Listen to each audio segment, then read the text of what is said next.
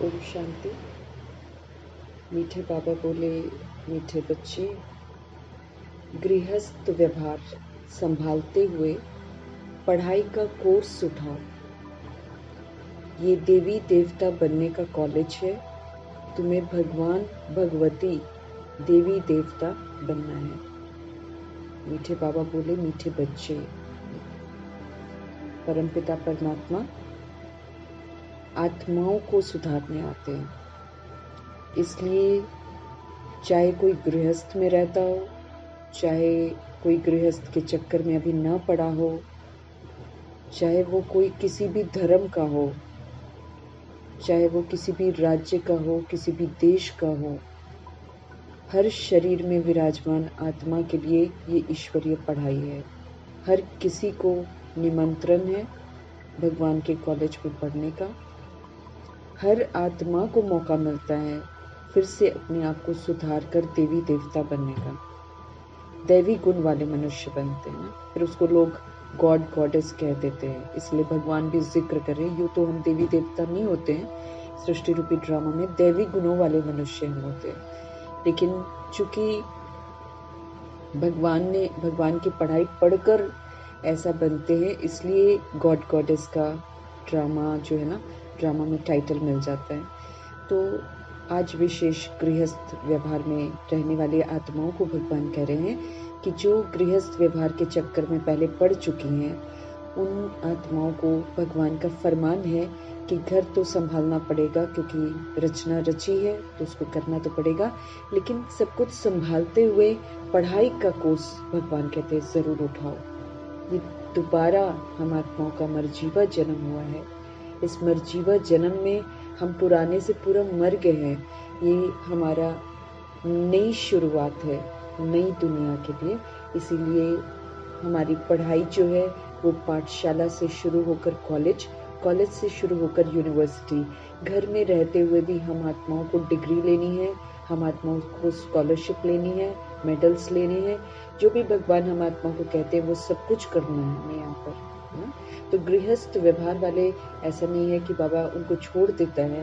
हर आत्मा छोटे शरीर में, जवान शरीर में, वृद्ध शरीर में, हर आत्मा को भगवान कहता है पढ़ो, ईश्वरीय पढ़ाई पढ़ो, दैवी गुणों को धारण करो, फिर से देवी देवता बनो। तो गृहस्थ व्यवहार संभालते हुए मीठे बाबा बोले, मीठे बच्चे, पढ़ाई का कोर्स जरूर उठाओ। ये पढ़ाई पढ़नी है, हमें ब्रह्मचर्य में रहकर पढ़नी है। साथ साथ जैसे जैसे हम आगे बढ़ते जाते हैं तो भगवान पवित्रता के विस्तार के बारे में भी हम आत्माओं को बताते रहते हैं, ताकि वो सारी चीजें भी हम फॉलो करें और संपूर्ण पवित्र बने। लेकिन सबसे पहले ब्रह्मचर्य तो जरूरी है, क्योंकि ब्रह्मचर्य में रहकर ही पढ़ाई पढ़ी जाती है, और ये खास ईश्वरीय पढ़ाई है, पवित्रता की पढ़ाई है। इसीलिए ब्रह्मचर्य पर विशेष ध्यान देना होता है। लेकिन उसके अतिरिक्त भी मन वचन कर्म की भी पवित्रता चाहिए, जिसका जो समझानी है वो भगवान मुरलियों के दौरान हम आत्माओं को देते रहते हैं।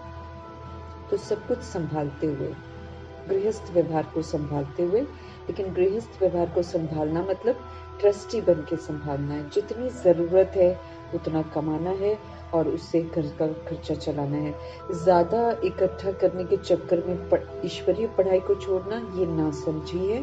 उसकी तरफ विशेष ध्यान भी खिंचवाते रहते हैं भगवान कि करो जितना जरूरी है, जरूरत से ज्यादा अपने आप को तंग मत करो। जैसे दुनिया आजकल कर रही है, सुबह से लेकर शाम तक दौड़ रही है, लेकिन खाने की फुर्सत नहीं है, अपने लिए कुछ देखने की फुर्सत नहीं है, घर को किसको क्या चाहिए वो ज़रूरत पूरे करने का समय नहीं है।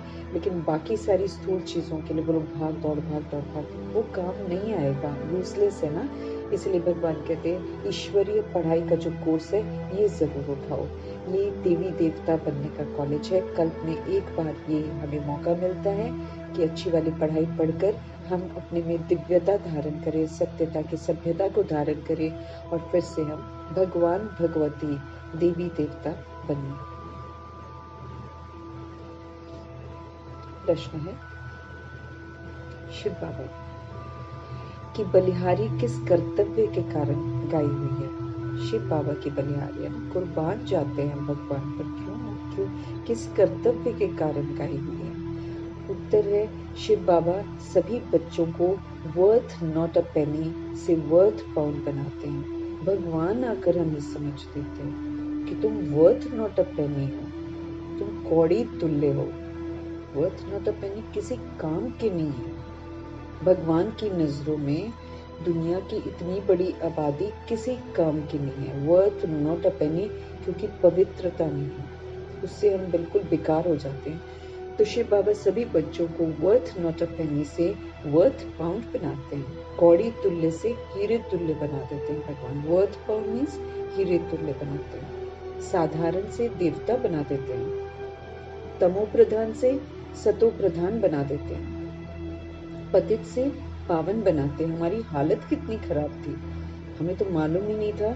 भगवान ने आकर बताया तुम किसी काम के नहीं हो, कौड़ी तुल्य हो गए हो, तुम तमो प्रधान हो गए, तुम पतित बन गए हो।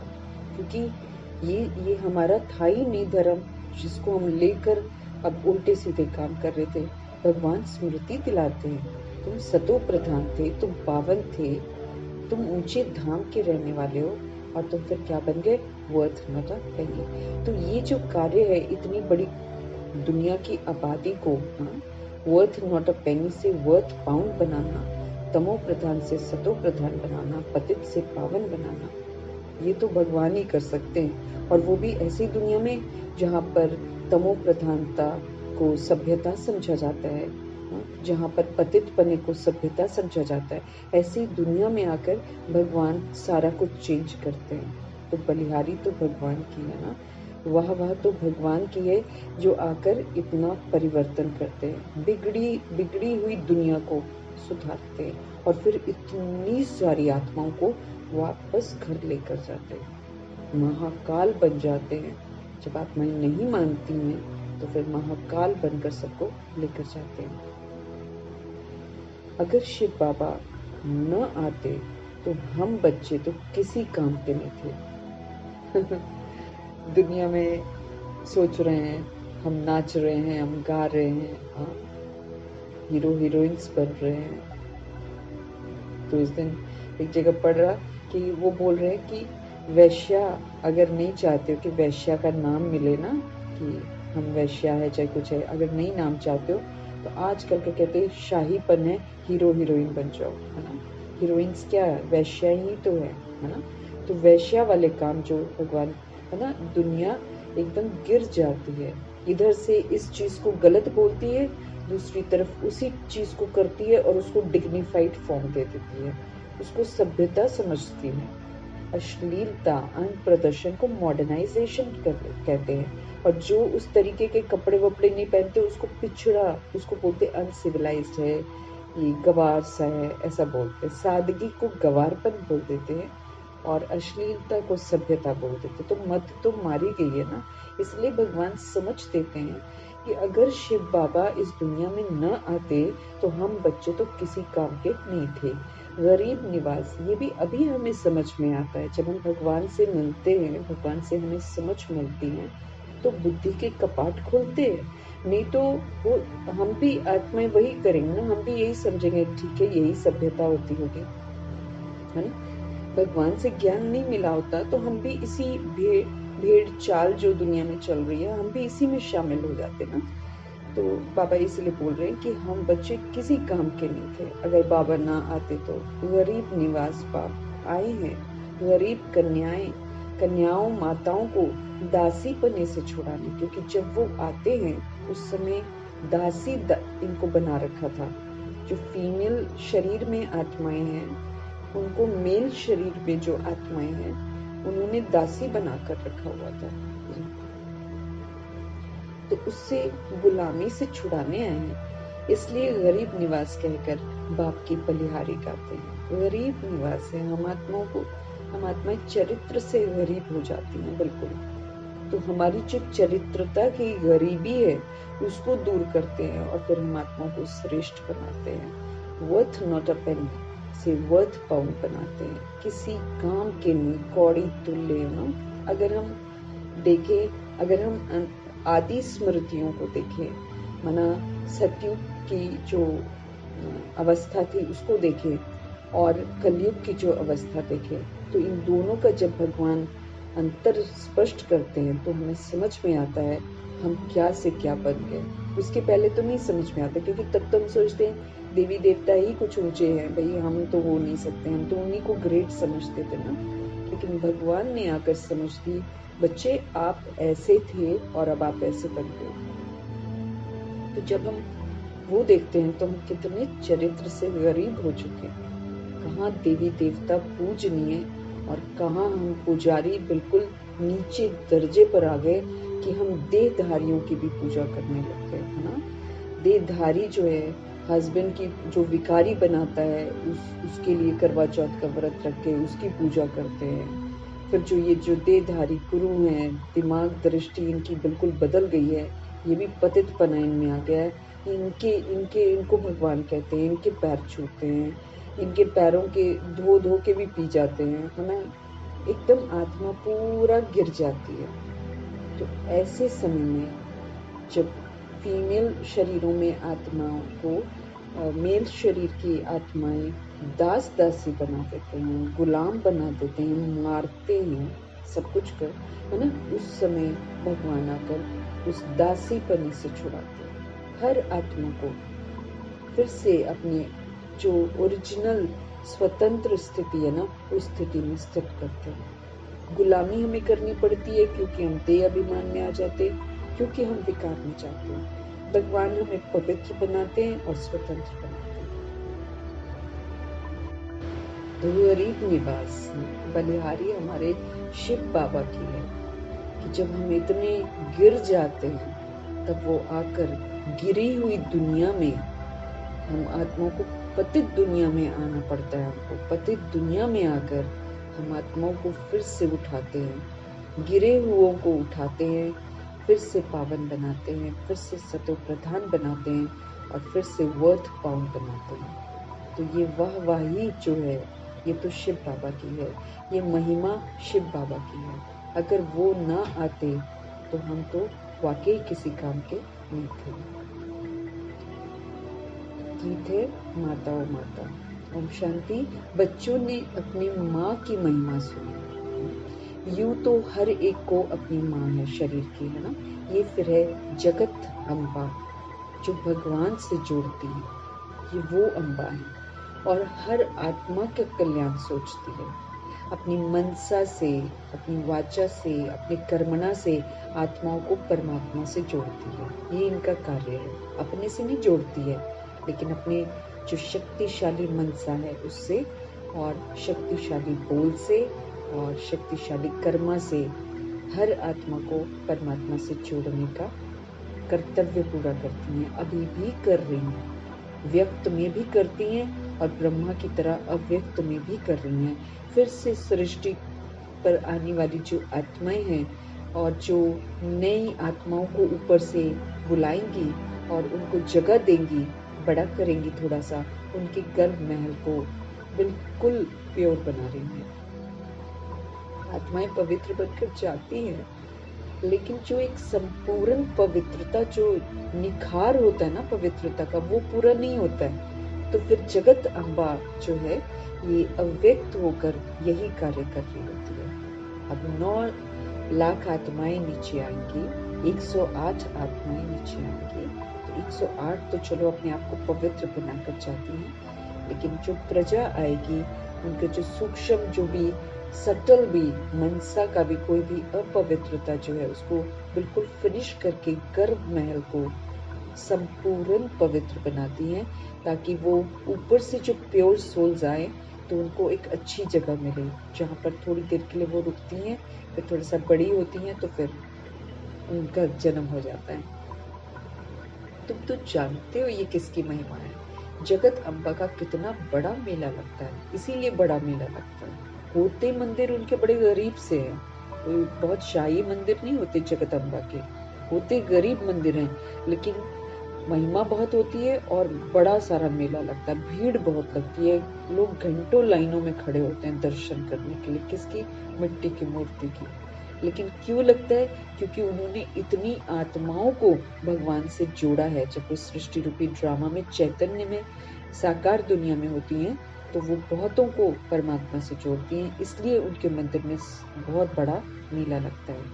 जगत अम्बा कौन है ये कोई भी नहीं जानते। अब हम जानते हैं कि वो संगम युग में जगत अम्बा है। क्यों है? क्योंकि वो जगत की माँ बनकर फिर सेवा करती है, सभी आत्माओं को अपना समझती है, भगवान का बच्चा समझती है। तो परम पिता अथवा ब्रह्मा विष्णु शंकर अथवा लक्ष्मी नारायण आदि जो सबसे ऊंच है, उन्हों की जीवन कहानी कोई मनुष्य मात्र नहीं जानते। अब जो भगवान की पढ़ाई पढ़ते हैं और भगवान की शिक्षाओं पर चलते हैं और जिम्मेवारियों का ताज पहनते हैं, उनकी महिमा होती है। तो जगत अम्बा ने शुरू से ही अपने को आत्मा समझने का ताज, आत्मा समझकर आत्मा के स्वधर्म में रहने का ताज, फिर जो भगवान जिम्मेवारियां बाकी देते थे उसको हाँ जी कहकर जो ताज पहने और फिर जिम्मेवारियों को पूरा किया, इसलिए वो जगत अम्बा कहलाई। ऐसे टाइटल नहीं मिले हैं, करा है तो टाइटल मिला, ऐसे पढ़ाई में पूरा ध्यान दिया तो सरस्वती का टाइटल मिला, ऐसे ही लक्ष्मी बनी तो लक्ष्मी का टाइटल मिला, फिर काली भी बनी। काली इन द सेंस कि वो एक बार जो अबाउट टर्न किया भगवान के मिलने के बाद रियलाइजेशन हुआ, जैसे काली जीभ निकालती है ना, इनका भी जब मिलन परमपिता परमात्मा से हुआ, इन्होंने बिल्कुल अबाउट टर्न ले लिया। पहली मुलाकात में भगवान से अबाउट टर्न ले लिया, जैसे नहीं होता, रियलाइजेशन हो गया। अब काली भी कहाँ आके रुकती है? जब शंकर के ऊपर पैर रखती है। अब वो तो शंकर दिखा दिया और काली का इतना भयंकर रूप दिखा दिया, लेकिन नहीं, एक्चुअली आत्मा जब काली हो जाती है, माना अपने स्वधर्म से विस्मृत हो जाती है, उसकी जब मुलाकात परमपिता परमात्मा से होती है और उसको रियलाइजेशन होता है और वो एकदम अबाउट टर्न कर जाती है, तब वो काली कहलाती है, उसको बोलते काली। फिर बाकी भगवान हम आत्माओं को ये भी समझ देते हैं कि तुमको पवित्र रहना है। तो ऐसा नहीं कि कोई हमें जबरदस्ती कुछ करने की कोशिश करे तो हम बड़े नम्र रहें और मतलब आवाज नहीं उठाएं या विरोध नहीं करें, ऐसा नहीं बोला बाबा ने। जहाँ पवित्रता की बात आती है वहां भगवान कहते काली रूप बन जाओ, ताकि कोई भी आपको हाथ नहीं लगाए। माना शक्तिशाली स्थिति, परमात्मा के साथ की स्थिति जो है उसमें बाबा कहते काली बन जाओ। तो भगवान कहते हैं कि परम पिता अथवा ब्रह्मा विष्णु शंकर अथवा लक्ष्मी नारायण आदि जो सबसे ऊंच हैं, उन्हों की जीवन कहानी कोई मनुष्य मात्र नहीं जानते। ये भगवान आकर स्वयं बताते कि कैसे एक आत्मा को ब्रह्मा बनाया भगवान ने, फिर वो ब्रह्मा व्यक्त से अव्यक्त बने, वो ब्रह्मा फिर विष्णु बने, मना पालना के सारे संस्कार अपने में धारण करे, फिर वही ब्रह्मा की आत्मा शंकर बनी, देही अभिमानी बनी, स्मृति स्वरूप नष्ट मोहा बनी, तब तो फरिश्ता बने ना। तो और लक्ष्मी नारायण यही आत्माएं जो जगत अम्बा है, यही जो ब्रह्मा है, इन्हीं की आत्माएं जब उत्तम पुरुषार्थ करती हैं, भगवान को राजी। अब हम सभी को लक्ष्य मिला हुआ है, लक्ष्मी नारायण के घराने तक पहुंचने का सभी आत्माओं को लक्ष्य।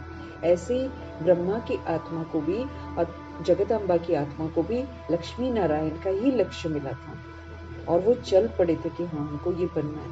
हालांकि भगवान ने बोल दिया था कि आप कल पहले ये थे, लेकिन इसका मतलब ये नहीं कि वो हाथ पे हाथ धर के बैठ गए और लक्ष्मी नारायण बनकर हुकुम चलाया। नहीं, उन्होंने A to Z पूरा पुरुषार्थ किया और पुरुषार्थ करके फिर से उस लक्ष्य तक पहुंचे।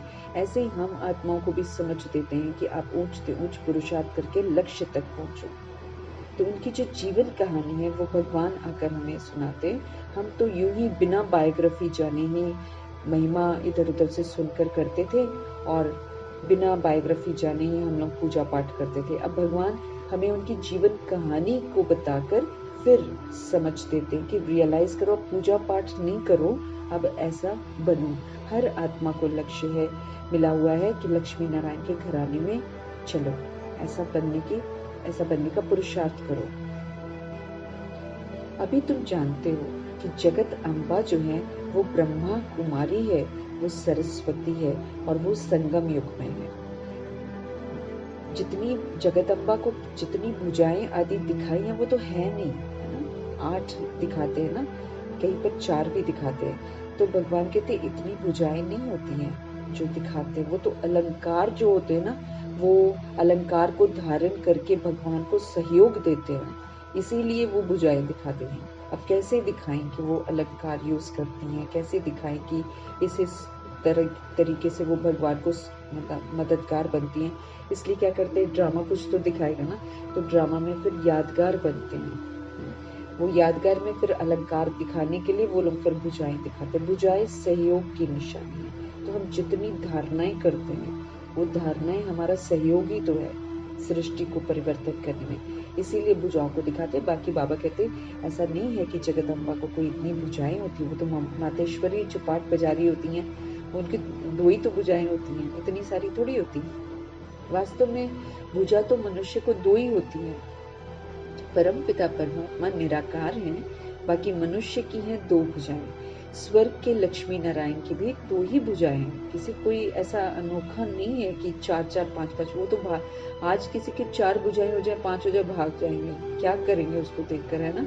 तो वो तो कितना ऑड लगेगा। देवी देवता ऐसे थोड़े होंगे 4-4 8-8 10-10 भुजा, कैसा लगेगा, अजीब सा कोई चल रहा है और इतनी सारी भुजाएं।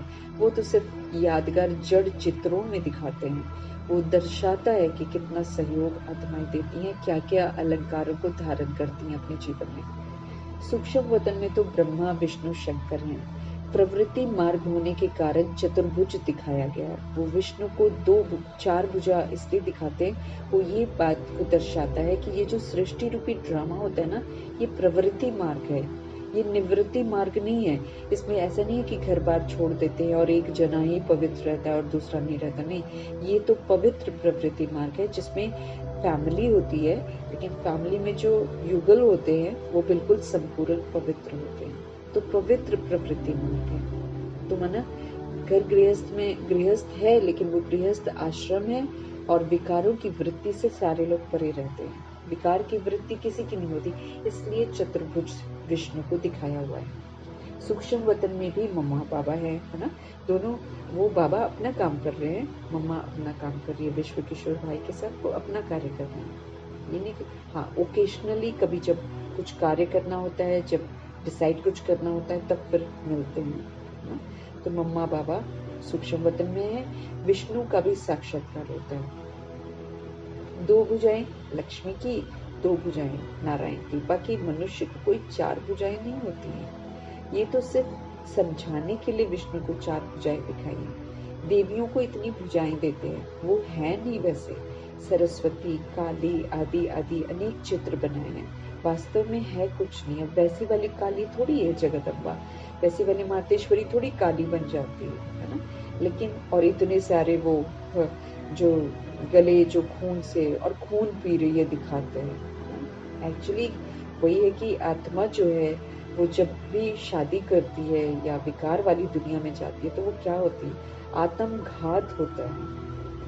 आत्मघात होता है, वो आत्मा की हत्या होती है। तो उसको फिर वैसे वैसे रूपों में दिखा देते हैं।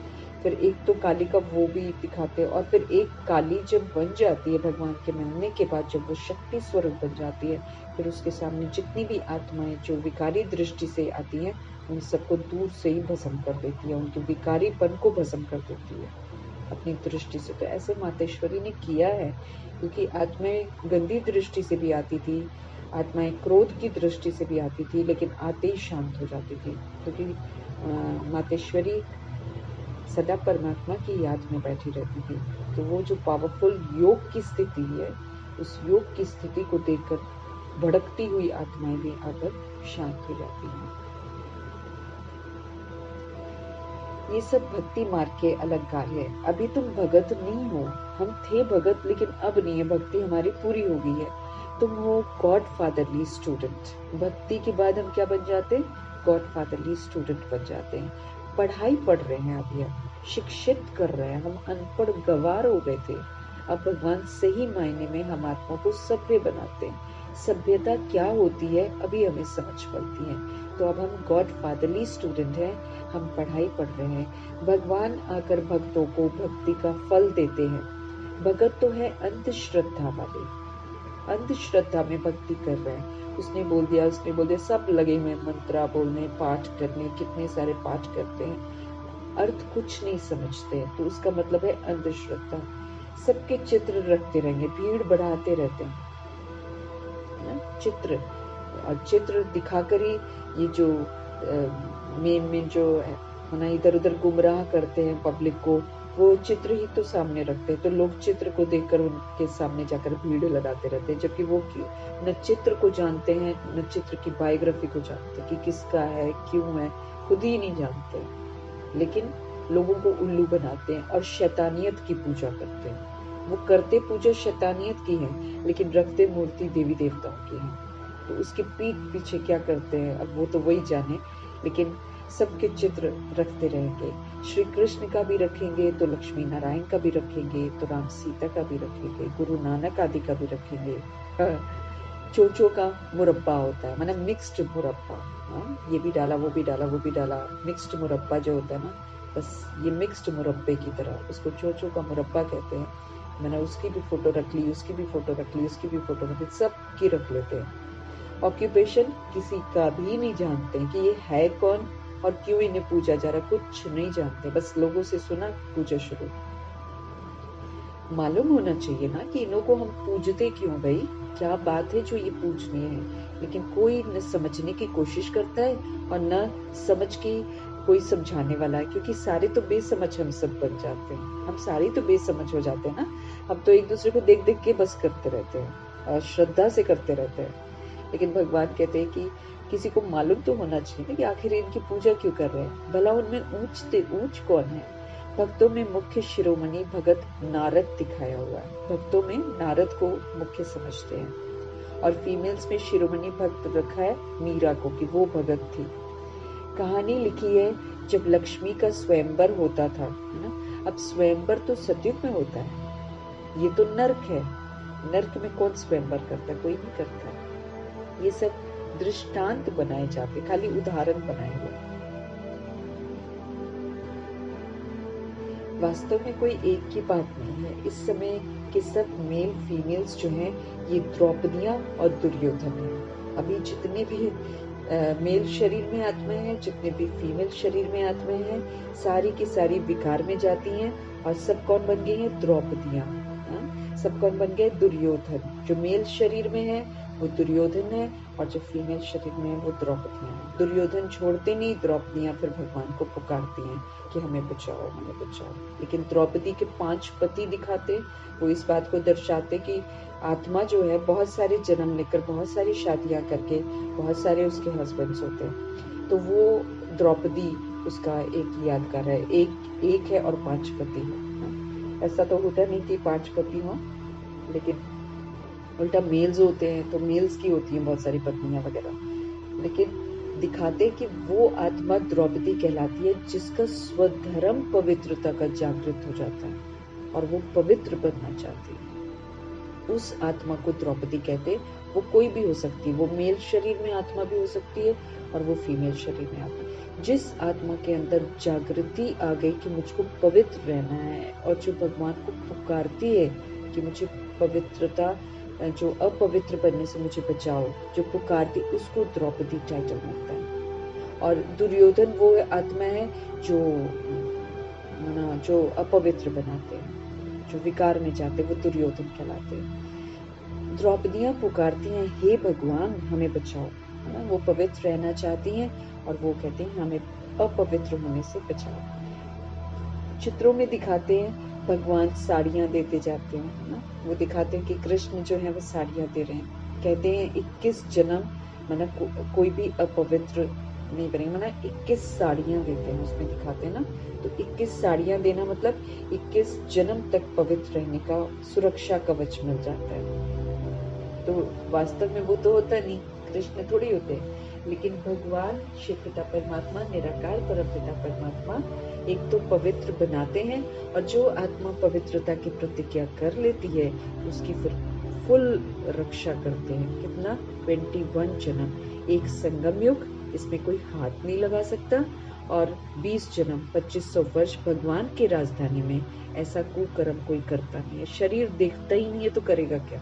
शरीर देखते ही नहीं है वो लोग। सारे सुंदर सुंदर होते हैं, सब में दिव्यता होती है, सब में सभ्यता होती है, सब में ब्रिकुटी में देखते हैं सारे लोग, और सारे इम्पोर्टेंट अच्छे होते हैं। इसलिए वो कभी किसी को अधीनता से देखते ही नहीं है कि वो ज्यादा सुंदर है, ये सुंदर है। ये यहाँ तो ये होता है ना, देह को देखते हैं और देह के आकर्षण में आकर उल्टे कर्म करते हैं। लेकिन भगवान अभी परमपिता परमात्मा संगम युग में आकर वो आत्माएं जिनको बोलते हैं कि पवित्र रहने की प्रतिज्ञा करो, जो कर देती हैं आत्माएं और दिल से करती हैं और दिल से पवित्र रहना चाहती हैं, वो तो भगवान के सुरक्षा कवच में आ जाती है। उनको फिर कुछ नहीं होने देता।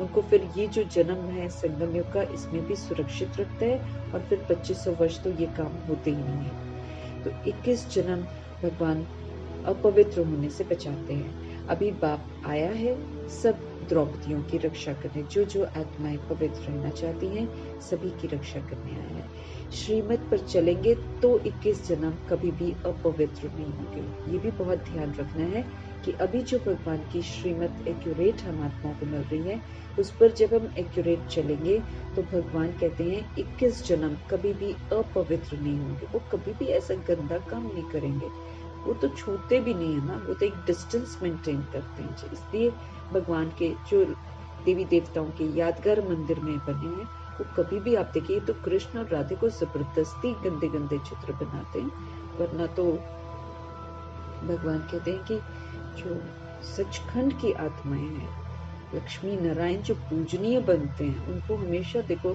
एक डिस्टेंस में खड़ा करते हैं मंदिरों में। उनके जो जड़ चित्र हैं हमेशा अलग अलग खड़े होते हैं और सामने दृष्टि होती है उनकी, माना वो ये दिखाते कि एक दूसरे की देह को नहीं देखते हो, सामने देखते होते हैं, है ना, प्रकृति में देखते हैं। वो ऐसे गलत काम नहीं करते हैं। संपूर्ण निर्विकारी दुनिया। तो अगर हम श्रीमत पर चलेंगे भगवान की, तब तो भगवान 21 जन्म हमें पवित्र दुनिया का वर्षा देंगे, तो उसमें फिर कोई ऐसा गंदा काम नहीं होता है। संपूर्ण निर्विकारी दुनिया, विकार का वहां पर नाम निशान नहीं है। पूछते हैं बाबा हम लक्ष्मी को वर सकेंगे? कोई आत्मा पूछते होंगे ना। बाप कहते हैं अपने दिल दर्पण में देखो, तुम्हारा दिल ही बता देगा खुद, भगवान को बताने की जरूरत नहीं है। ये जब हम सत्य मार्ग पर चलते हैं तो ये हमारा अंदर आत्मा, जो आत्मा के अंदर चित्त है, जो आत्मा के अंदर दिल है, मन है, ये खुद ही चैन से रहने नहीं देते अगर हम गलत काम करते हैं तो। कितना पश्चाताप होता है जब करते हैं, उस समय समझ में नहीं आता है, लेकिन करने के बाद तो दिमाग खराब हो जाता है, फिर वो बार बार बार बार। तो जो आत्माएं भगवान के मना करने पर काम विकार में चली जाती है, उनका तो बुरा ही हाल होता होगा, क्योंकि वो बार बार कचोटेगा, बार बार अनुभव कराएगा तुमने गलत किया, तुमने गलत किया। वो जो एक पश्चाताप होता है ना, वो जीना मुश्किल कर देगा। कर तो लेते हैं आत्माएं मनमानियां, लेकिन भुगतान बड़ा जबरदस्त करती है। आप कहते हैं दिल दर्पण में देखो, आप लक्ष्मी को वर सकते, क्योंकि लक्ष्मी की आत्मा और ब्रह्मा की आत्मा बिल्कुल कोई गलती नहीं करती है। तो अगर हमें भी उनको वरना है, माना उनके जो किंगडम है, उनका जो राज्य है, अगर उसमें आना है, उनके समीप रहना है, रॉयल घराने में आना है, तो फिर हमें यहाँ पर जीते जी संपूर्ण निर्विकारी बनना है, क्योंकि वो संपूर्ण निर्विकारी बनकर गई हैं आत्माएं। तो अगर मैचिंग चाहिए ना, फिर उनके घराने में आना है, तो फिर हमें भी कोई विकार नहीं होना चाहिए। पूछते हैं बाबा हम लक्ष्मी को वर सकेंगे? बाप कहते हैं दिल दर्पण में देखो कि हम लायक हैं। इस समय हर एक मनुष्य मात्र में 5 विकार तो प्रवेश है। भारत में संपूर्ण निर्विकारी देवी देवताएं थे, भगवान समझ देते हैं कि वास्तव में थे। अभी तो संपूर्ण विकारी है, सारे के सारे विकार में जाते हैं, विकार से पैदा होते हैं, विकार में जाते हैं। गंदी वृत्ति दृष्टि है, एक शादी हुई रहती है, उससे भी संतुष्ट नहीं रहते, रास्ते में भी सबको देखते रहते, तो आंखों से भी विकारीपन चल रहा है। ये जरूरी नहीं कि शरीर से किया, आंखों से भी किसी को दैहिक दृष्टि से देखा, गंदी दृष्टि से देखा, माना विकार में चले गए ना। तो 5 विकार तो सब में प्रवेश है। भारत में संपूर्ण निर्विकारी देवी देवताएं थे, अभी तो संपूर्ण विकारी हो गए हैं। सतयुग में एक बच्चा होता है, सो भी योग बल के साथ होता है। योग से, योग की पावर से दोनों आत्माएं संकल्प करती हैं। संकल्प से ऊपर से जो आत्मा है उसका आह्वान करती है कि आप भी नीचे आ जाओ। ऐसे बुलाती है, गलत कर्मा नहीं करती। तो गलत कर्मा करके ये तो द्वापर युग कलयुग में ज्यादा ये हो गया। अब बाबा कहते अभी तो संपूर्ण विकारी हैं, एकदम आंख कान मुख सब विकारी हो गए हैं, सबसे विकार ही करते हैं। काम क्रोध लोभ मोह अहंकार सारे शिकारी द्वेष सब एकदम अति में चले गए। सतयुग में एक बच्चा होता है, सो भी योग बल से पहले से साक्षात्कार हो जाता है, पहले ही पता चल जाता है इस आत्मा को यहाँ आना है, और फिर जिस आत्मा ने शरीर छोड़ना उसको पहले से ही साक्षात्कार हो जाता है कि वहां पर मुझे जाना है ना। इतना स्वतंत्र होती है आत्मा, कोई डर नहीं, अपने आप शरीर लेती है, 150 वर्ष जीती है, फिर अपने आप छोड़ देती, कोई टेंशन नहीं, कोई रोता धोता नहीं है वहां पर जैसे यहाँ पर रोते हैं। पहले से साक्षात्कार होता है, जैसे तुम साक्षात्कार करते हो, हम प्रिंस प्रिंसेस बनेंगे। प्रिंस प्रिंसेस का आपस में रास का भी साक्षात्कार होता है कि हम भविष्य में ऐसे श्री कृष्ण के साथ रास करेंगे। बाबा ने समझाया है, इतनी भुजाओं वाली देवियां होती नहीं है। लक्ष्मी नारायण को 2 भुजाएं हैं, उनको विष्णु का अवतार कहा जाता है। विष्णु डिनेस्टी, उनको महालक्ष्मी व नारायण कहते हैं। डिनेस्टी एक पूरी चलती है ना, इनका राजा का किंगडम वाला सिस्टम जो है वो चलता है। नर नारायण के मंदिर में चतुर्भुज रूप दिखाते हैं, मंदिरों में 4 भुजा दिखा देते हैं। महालक्ष्मी को भी 4 भुजा दिखाते हैं, विष्णु को भी और महालक्ष्मी को भी। लक्ष्मी को जगदम्बा नहीं कहेंगे, क्योंकि जगदम्बा कब होती है? संगम युग में होती है। लक्ष्मी कब होती है? सचखंड में होती है। वो प्रारब्ध है, ये पुरुषार्थी है, दोनों है, पुरुषार्थी भी है और फिर अपनी अवस्था को भी बहुत श्रेष्ठ बनाती है। जगदम्बा नहीं कहेंगे लक्ष्मी को। लक्ष्मी कोई ब्रह्मा कुमारी नहीं है, ब्रह्मा कुमारी यहाँ है। सरस्वती भी गाई हुई है, ब्रह्मा की मुख वंशावली सरस्वती। ब्रह्मा कुमारी सरस्वती को जगदम्बा कहा जाता है। परोपर तुम जानते हो प्रजापिता के मुख वंशावली है ना, हम उनके मुख से पैदा होते हैं, है ना। ज्ञान सुनते हैं, समझ परिचय प्राप्त करते हैं, स्वीकार करते हैं, पवित्रता की प्रतिज्ञा करते हैं, हम क्या बन जाते हैं? मुख वंशावली। एक है कलयुगी ब्राह्मण, दूसरे तुम हो संगमयुगी ब्राह्मण। वो दुनिया वाले कलयुगी ब्राह्मण है, वो नामधारी हैं, नाम के ब्राह्मण हैं, पवित्र नहीं रहते हैं। लेकिन हम आत्माएं भगवान की रचना है, हम संगम युगी ब्राह्मण हैं, हम सही मायने में ब्राह्मण हैं, क्योंकि हम मन वचन कर्म से पवित्र बनते हैं। वो ब्राह्मण जिस्मानी यात्रा कराने वाले कुख वंशावली हैं, वो विकार से पैदा होते हैं, और हम हैं मुख वंशावली। तुम रूहानी यात्रा करने वाले, है ना। हम करते भी हैं और फिर हम रूहानी यात्रा कराते भी हैं, दूसरी आत्माओं को भी संदेश देते हैं रूहानी यात्रा का। तुम सब ब्रह्मा मुख वंशावली जाकर फिर मनुष्य से देवता बनते हो। इनमें मुख्य है मम्मा, जिनकी इतनी महिमा है।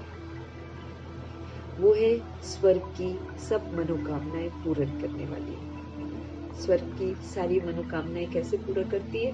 भगवान से जोड़ दो, जो भगवान से जुड़ गया उसकी सारी मनोकामनाएं पूरी हो जाती है। भगवान सारी मनोकामनाएं तो पूरी कर रहे हैं कि नहीं।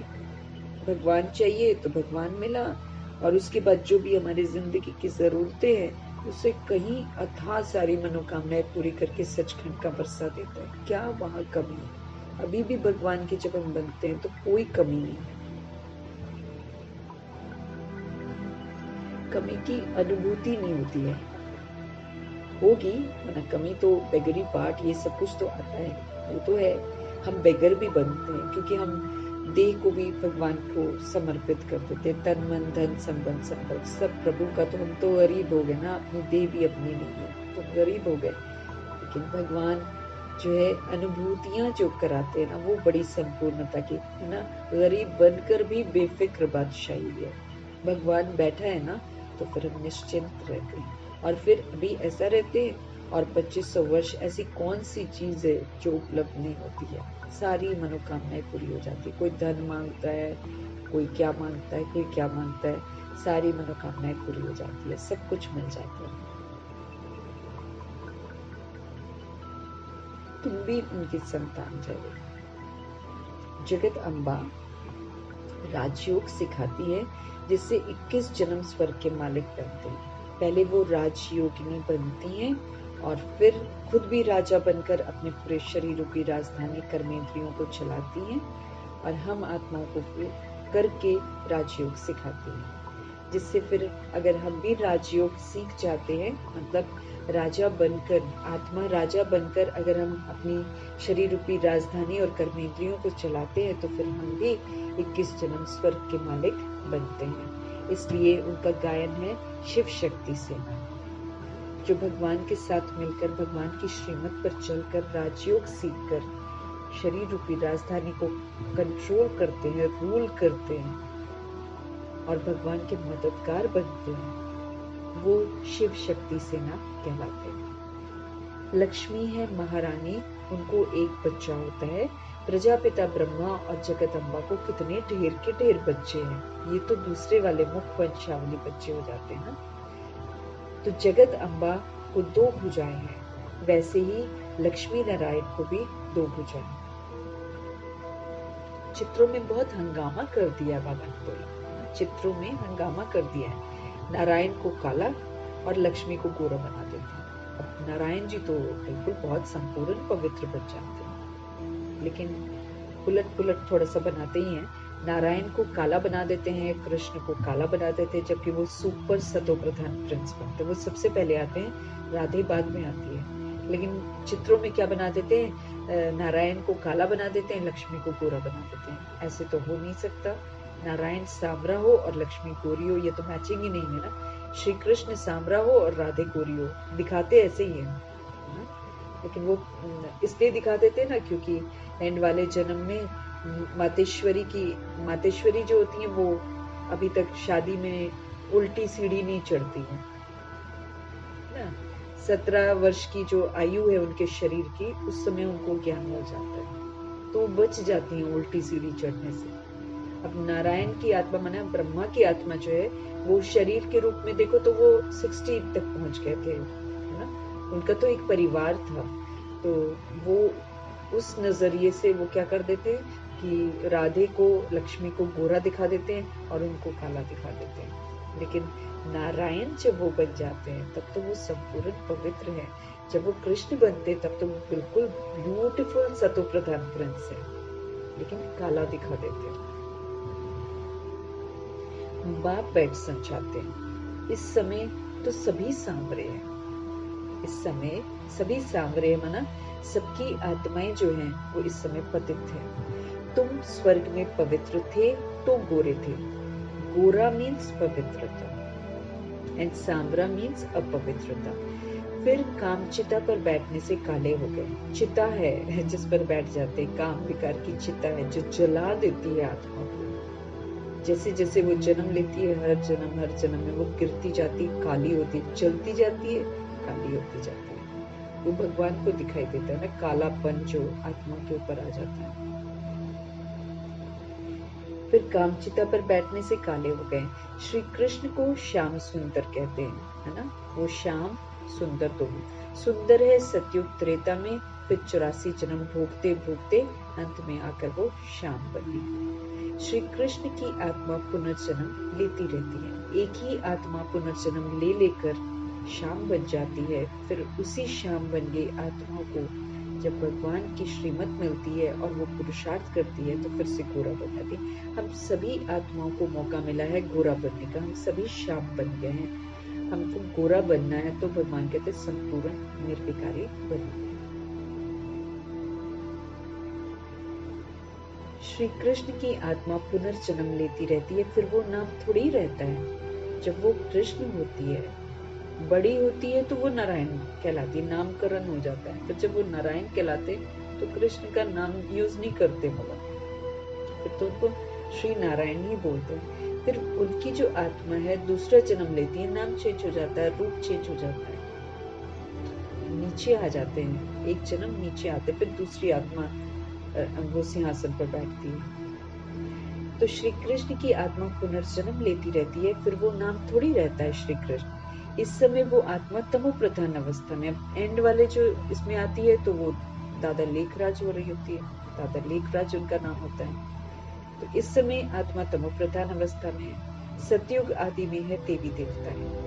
वही फिर 84 जन्म लेंगे। ये है 84 जन्मों का चक्र, जो 108 आत्माएं शुरू में आती हैं वो 84 जन्म लेती है। फिर जो 9 लाख प्रजा भी उतरती है उनके साथ, वो भी 84 जन्म लेते हैं, क्योंकि साथ में उतरते हैं, वो लक्ष्मी नारायण के साथ ही उतरते हैं। तुम बच्चों ने मम्मा की महिमा सुनी। मम्मा की महिमा अलग, लक्ष्मी की महिमा अलग।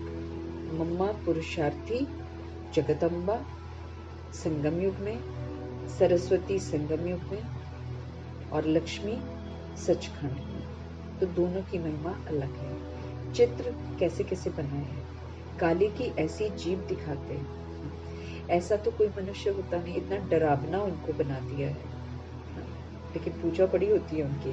तो काली की ऐसी जीभ दिखाते हैं, ऐसा तो कोई मनुष्य होता नहीं, लंबी सी दिखाते हैं ना बाहर निकली हुई। सूक्ष्म वतन में भी ऐसी काली तो है नहीं। ब्रह्मा विष्णु शंकर है, विष्णु तो है ही युगल। ब्रह्मा सरस्वती को भी तुम सूक्ष्म वतन में दिखाते हो। फिर काली भयंकर कहाँ से आ गई। काली का रूप बड़ा भयानक दिखाते हैं, ऐसी कोई शक्ति थोड़ी होगी जो ऐसी काली काली सी होगी, उसको शक्ति थोड़ी कहेंगे। लेकिन कलयुग काला युग है ना, इसलिए ऐसा बनाकर फिर पूजा भी बहुत करते हैं काली की। बंगाल साइड में तो ज्यादा पूजा करते हैं।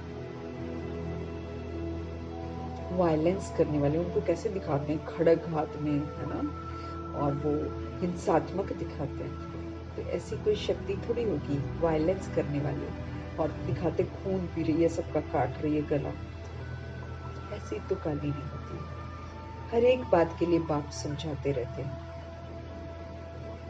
किस्म किस्म के चित्र बना रखे हैं, परंतु मनुष्य तो मनुष्य ही होते हैं, मीठे बाबा बोले। सूक्ष्म वतन में है ब्रह्मा विष्णु शंकर, उसके ऊपर फिर है मूल वतन, अपना घर, जहाँ शिव और शालिग्राम रहते हैं। हम जब आत्माएं अपनी ओरिजिनल ज्योति बिंदु स्वरूप में रहती हैं तो हम शालिग्राम कहलाती हैं। और जब हम सृष्टि रूपी ड्रामा में भगवान के साथ पाठ बजाते हैं, हम आत्म अभिमानी बनते हैं, तो फिर हम शालिग्राम कहलाते हैं। फिर उनका पूजन जो है वो शिव के साथ होता है मंदिर में ना, वो जो शिवलिंग के साथ छोटे छोटे 3-4 जो रखे होते हैं, वो 3-4 जो होते हैं वो आत्म अभिमानी बनते हैं, उनको शालिग्राम कहते हैं। बाकी ढेर शालिग्राम तो दूसरे भी बनते हैं, लेकिन जो शिव के साथ होते हैं ना 2-3, वो खास होते हैं। वो स्पेशली आत्म अभिमानी बनकर आत्म अभिमानी का जो सहयोग भगवान को चाहिए वो देते हैं, बस और कुछ भी नहीं है। बाकी ऊपर में और कुछ नहीं है। शिव पिता परमात्मा और हम सारे आत्माएं ओरिजिनल स्वरूप में शालिग्राम। बिंदी बिंदी बिंदी बिंदी छोटी छोटी छोटी छोटी वो चित्र रखो सामने और देखते रहो, और देखो कि हम ऐसे हैं। फिर देखो कि ये सारी दुनिया की जो आत्माएं हैं, ये सारा हमारा परिवार ही तो है, हमारे भगवान के बच्चे ही तो है। ये हमारा बाप है, ये लक्ष्मी नारायण है, ये अष्टम ना, ऊपर ऊपर जो पास पास वाले वो साफ पता चलता है। लक्ष्मी नारायण है, फिर 8 है ना, फिर 100 है, फिर 100 के बाद 9 लाख है, फिर 16,000 है, लाइन वाइज फिर द्वापर युग के अलग अलग धर्म स्थापक के सबसे सब जो अलग अलग आत्मा सारी कितने डिग्निफाइड वे में और कितने सिस्टमैटिक वे में अपनी अपनी जगह लेकर ऊपर अपना आपका सीन कितना खूबसूरत है, उसको बार बार देखकर हम अपने आप को समझा सकते हैं, देखो ये मेरा स्वरूप है। कहाँ विस्तार में हम क्या बन गए और कहाँ सार में हम कितने शक्तिशाली हैं, हम कितने होलीएस्ट हैं, हम कितने हाईएस्ट हैं, हम परम धाम निवासी हैं। ऐसे करके अपने आप को याद दिलाते के पक्का करना है। बहुत चित्र मिलते हैं आजकल तो, बड़े प्यारे प्यारे मिलते हैं, रख सकते हैं। नहीं आता घर पे नहीं रख सकते तो मोबाइल पे देख सकते हैं। चित्र सामने होता है तो वो फिर निरंतर सामने रहता है, तो ज्यादा इजी रहता है।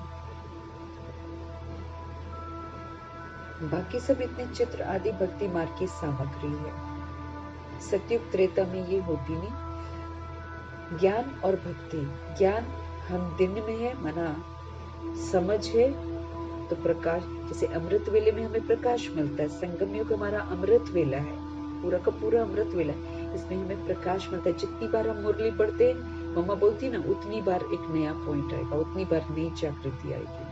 तो ज्ञान माना ज्ञान अर्थात दिन, तो ज्ञान की जो प्रालब्ध है, जो हमें ज्ञान संगम युग में मिलता है, उसी की प्रालब्ध दिन है सतयुग त्रेता युग। फिर हम आत्मा के कॉन्शियसनेस में रहते हैं, और भक्ति रात। शरीर समझते हैं, शरीर की सारी चीजों को देवी देवता समझते हैं, जड़ को देवी देवता, मिट्टी की मूर्तियों को भगवान समझते हैं। रात, अंधकार, अपने कोई नहीं जानते ना, तो रात में जीते। ब्रह्मा का दिन ज्ञान और ब्रह्मा की रात भक्ति। सतयुग त्रेता है दिन, द्वापर कलयुग है रात। अब है घोर अंधियारी रात। अब तो बिल्कुल ही काली रात है ना, बिल्कुल समझ खत्म हो गई है आत्मा की। फिर दिन होता है। बाप कहते हैं मेरा जन्म संगम पर होता है। कलयुग का अंत घोर अंधियारा और सतयुग का आदि घोर सोचना, बिल्कुल प्रकाश और वो बिल्कुल अंधकार। तो अंधकार और प्रकाश के बीच वाला जो समय है उसमें मीठे परमात्मा आते हैं कलयुग के अंतिम 100 वर्षों में, और वो संगम कहलाता है। संगम पर ही आत्मा परमात्मा का मिलन होता है। फिर इसमें भगवान आकर हम आत्मा को हर बात की समझ देते हैं। अब इतने जो भक्ति मार्ग में चित्र हैं, मुख्य है मीठे बाबा बोले पतित पावन शिव बाबा का। इस समय सभी मनुष्य मात्र जो है वो पतित है। ये है ही पतित दुनिया, पूरी मत मारी गई है आत्माओं की, जो जिस चीज से बचने की प्रार्थना करते हैं वही चीज खुद ही करते हैं, उसी को जायज समझते हैं और भक्ति में उसको गलत समझकर बोलते हैं कि इससे हमको बचाओ। समझ क्लियर नहीं है ना, पत्थर बुद्धि हो गई, पत्थरों की पूजा कर करके पत्थर बुद्धि हो जाते, पतित बन जाते। तो है ही पतित दुनिया। अगर शिव बाबा नहीं आता तो सब वर्थ नॉट अ पेनी होते। बलिहारी तो हमारे शिव बाबा की है, जो पतितों को पावन बनाते हैं, गिरे हुओं को उठाते हैं। कैसे समझ देते कि गंदा काम में मत करो, फिर भी बच्चे करते हैं। बताओ, अभी तो बताते हैं ना, तो अभी आंखें खुली हैं तो वो गंदा काम लगता है, लेकिन फिर भी भगवान का बनकर पढ़कर बाबा कहते भागंती हो जाते, छोड़ देते। किसके लिए? काम बिगाड़ के लिए। तो उनका क्या बुरा हाल होगा। इस समय सब तमो प्रधान, सब पतित, सब दुखी हैं। पहले पावन आत्माएं आती हैं तो सतो प्रधान है, फिर सतो प्रधान से जन्म लेते लेते, पुनर्जन्म लेते लेते फिर सतो आ जाती है, फिर रजो, फिर तमो में आना पड़ता है। हर चीज का ऐसे ही होता है। चीज भी वैसे ही होती है। घर भी बनाएंगे तो वो भी ऐसा ही होगा, पुराना तो होता ही चला जाएगा ना। तो हर चीज जो है वो बिल्कुल तमो बन जाती है। छोटा बच्चा भी सतो प्रधान होता है, क्योंकि सजा खाकर बाहर निकलता है, तो इसलिए वो प्योर होता है, सतो प्रधान होता है। इसलिए कहते हैं ब्रह्म ज्ञानी और बालक एक समान होते हैं, ऐसा कह देते हैं। फिर वो भी जैसे जैसे लड़कपन आता है तो सतो हो जाता है, तो जब वो जवान होता है तो फिर रजो बन जाता है, फिर तमो बन जाता है। शादी की, तमो बन गया, फिर चेंज करना ही है। तमो प्रधान से फिर सतो प्रधान बनना ही है। दुनिया भी सतो प्रधान थी, अब तमो प्रधान है। तमो प्रधान से सतो प्रधान सिर्फ बाप बना सकते हैं, और किसी में हिम्मत नहीं है कि कुछ करें, क्योंकि सभी तो पतित है, बेसमझ है। बाप को न जानने के कारण सबको याद करते रहते, उसको भी याद कर लो, उसको भी याद कर लो, उसको भी याद कर लो। इतने सारे चित्र बनाकर सबको भगवान कह कर याद करते हैं, और बच्चों को भी शुरू से यही सिखाते हैं। बच्चे भी वैसे ही करते हैं। कितने चित्र बनाते रहते हैं, परंतु उनमें भी हर एक का कोई मुख्य देवता जरूर होता है। जैसे बाबा के पास भी बहुत चित्र रहते थे, ब्रह्मा बाबा के पास भी रहते थे, उनमें भी मुख्य वो श्री नारायण का था। वो श्री नारायण के चित्र को जरूर लेकर घूमते थे, बाकी भी पूजा करते रहते थे। सिख धर्म का होगा तो बल शिव का, लक्ष्मी नारायण आदि का रखा होगा, तो भी गुरु नानक को अधिक याद करेगा। सिख जो माना बिल्कुल ही सिखिज्म वाले जो होते हैं वो नहीं रखते, वो तो फिर गुरु ग्रंथ साहिब रखते हैं अपने घर में। लेकिन जो आजकल के सिख हैं वो फिर दूसरों को भी मान लेते हैं। तो भगवान कहते हैं शिव का रख लेंगे, लक्ष्मी नारायण का रख लेंगे, है ना। लक्ष्मी का पैसा वैसा के लिए रखा होगा, लेकिन बाबा कहते भले चित्र कोई भी रखे होंगे, लेकिन याद सबसे ज्यादा गुरु नानक को करें। वो देहधारियों से जुड़ गए, कलयुग में आए ना गुरु नानक। तो सिखिज्म धर्म ही कलयुग में शुरू हुआ, 500 550 वर्ष पहले की बात है, तो ना बिल्कुल एंड में आया है सिखिज्म। इसीलिए शुरू में बहुत सतो प्रधान भी था, और फिर जल्दी जल्दी सतो हो गया, जल्दी जल्दी रजो हो गया, अब तमो हो गया कि अब खाते हैं प्याज लहसुन सब खाते हैं, अब नॉन वेज कितना चलता है, सब कुछ, सबसे ज्यादा शराब पीना और नॉन वेज खाना अब सब हो रहा है। ऊंच ते ऊंच भगवान तो एक है, उनकी महिमा भी लिखी हुई है। सतनाम करता पुरुष अकाल मूरत अजूनी सैभम गुर प्रसाद, है ना। तो उनकी महिमा बिल्कुल एक्यूरेट लिखी है, भगवान की निराकार की महिमा लिखी है। सतयुग आदि सत्य है भी सत्य, अर्थात ये जो चक्र है सत्य है, ये लिखा हुआ है। आद सच जुगाद सच है भी सच होसी भी सच, मतलब उसमें सब लिखा है कि सतयुग आदि जो था वो सत्य है ना। जो चक्र चलता है ड्रामा का सत्य है, ऐसे होता है, फिर भी चक्र जरूर लगाएंगे, ये लिखा हुआ है। ये सब बाप बैठ कर लेकिन वो अर्थ नहीं उतना एक्यूरेट बता पाते, भगवान आकर उनका अर्थ समझाते हैं। भक्ति मार्ग में गोरे श्री कृष्ण का मंदिर अलग और सामरे श्री कृष्ण का मंदिर अलग दिखाते हैं।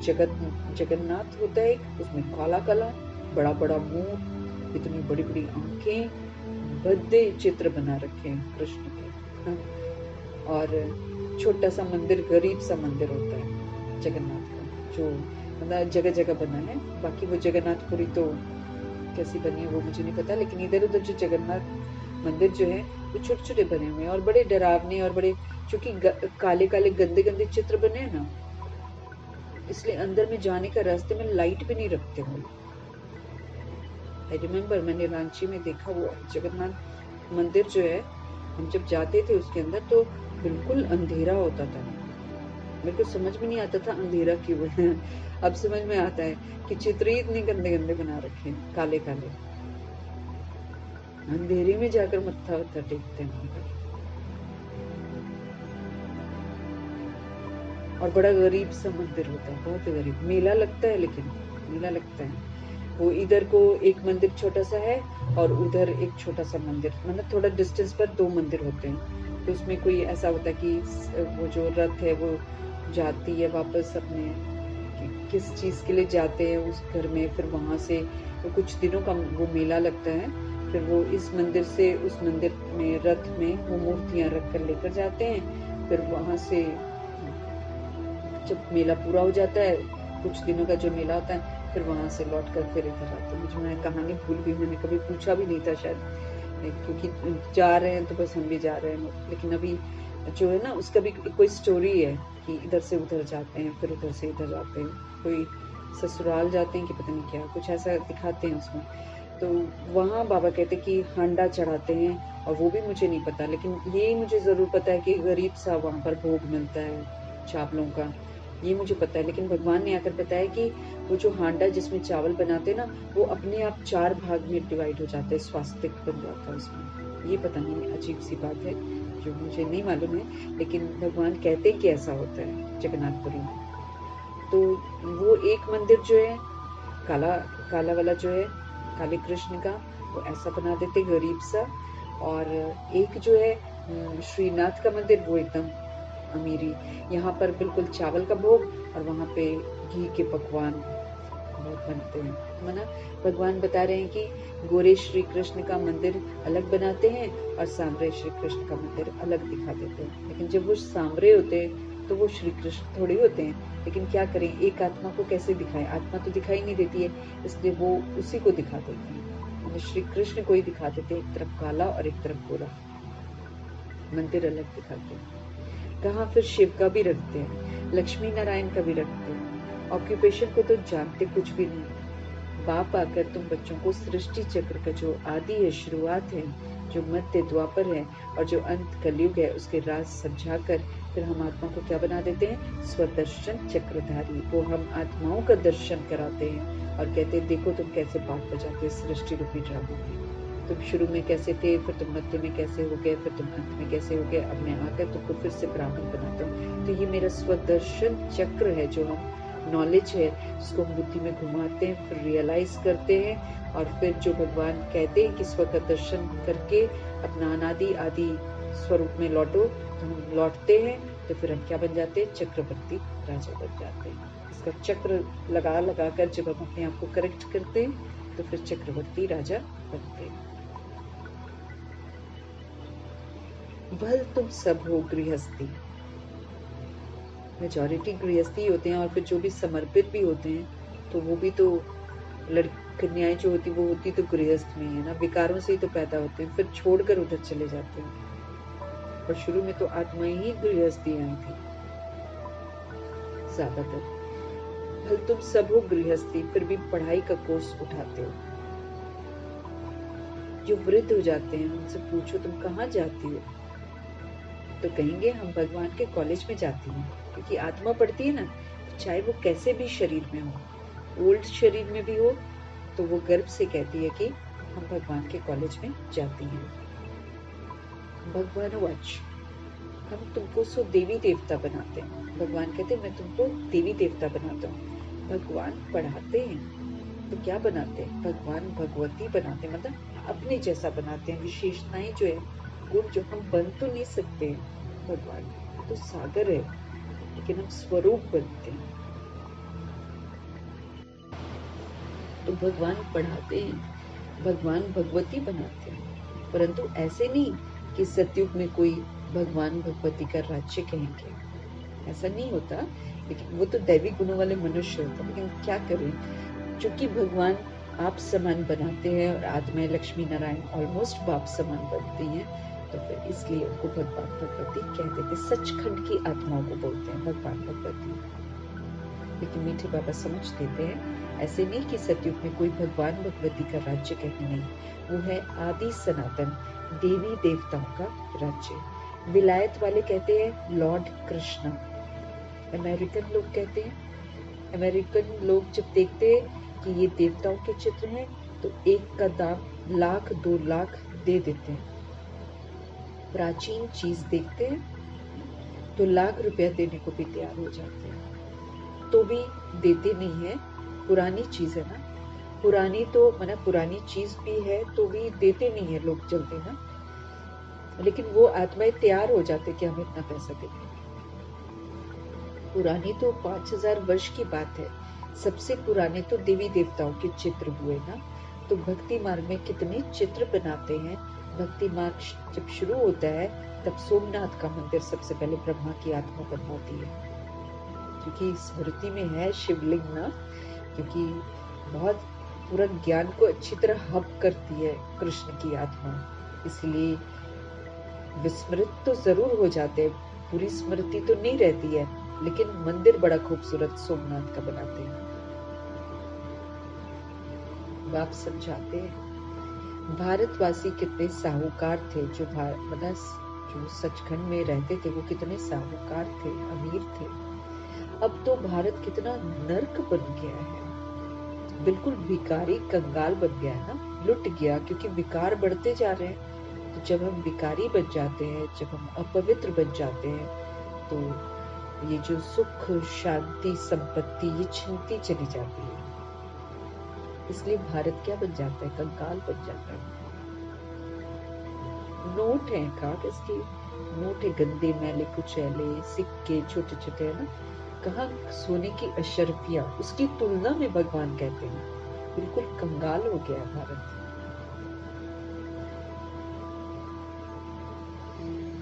बिल्कुल भिखारी कंगाल बन गए हैं। ऐसे भारत की फिर से हिस्ट्री रिपीट होनी चाहिए। तुम बच्चों को सारे बेहद की हिस्ट्री ज्योग्राफी का अब पता है, कितनी इजी है हमारी हिस्ट्री ज्योग्राफी, सच्ची सच्ची हिस्ट्री ज्योग्राफी कितनी इजी है कि पूछो मत। छोटा बच्चा भी आराम से याद करते हैं। और वो स्कूल की हिस्ट्री ज्योग्राफी, हिस्ट्री क्या क्या नाम पढ़ते थे, क्या क्या डेट्स पढ़ते थे, जबरदस्ती वाले, न जान न पहचान और न कुछ उससे फायदा। अगर हमने हिस्ट्री भी पढ़ी उससे फायदा क्या हुआ? जो ज्योग्राफी में पढ़ी क्या फायदा, वो भी काल्पनिक, हमें क्या पता कौन क्या करता था क्या नहीं करता था। किसी ने किसी को मारा, हम उसको बैठकर रट रहे हैं और फिर हम उसको लिख रहे हैं और मार्क्स ले रहे हैं और खुश हो रहे हैं इतना मार्क्स आया इतना मार्क्स आया। हम ठंडे दिमाग से भी बैठ कर देखें, हम जो भी पढ़ाई पढ़ते हैं स्कूल में वो किसी काम की नहीं होती, वो काम ही नहीं आती है जो हम पढ़ते हैं। फिर फायदा क्या है उसका? जिंदगी में वो यूज नहीं होता है। मेजॉरिटी चीजें जो हम पढ़ते हैं वो हमारे काम ही नहीं आती, और ना हम उससे हम कोई सभ्य बनते हैं। हमें सभ्यता भी नहीं आती और उल्टा और बदतमीजी सीख जाते हैं बच्चे आजकल के। तो कहाँ शिक्षित है? झूठ पढ़ते हैं ना, झूठ कर में झूठ पढ़ते हैं।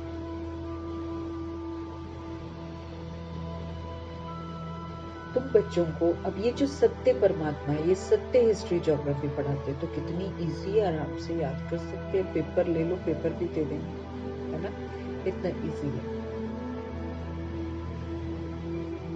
जो सत्य है वो आसान है, जो झूठ है ना वही कॉम्प्लिकेटेड है।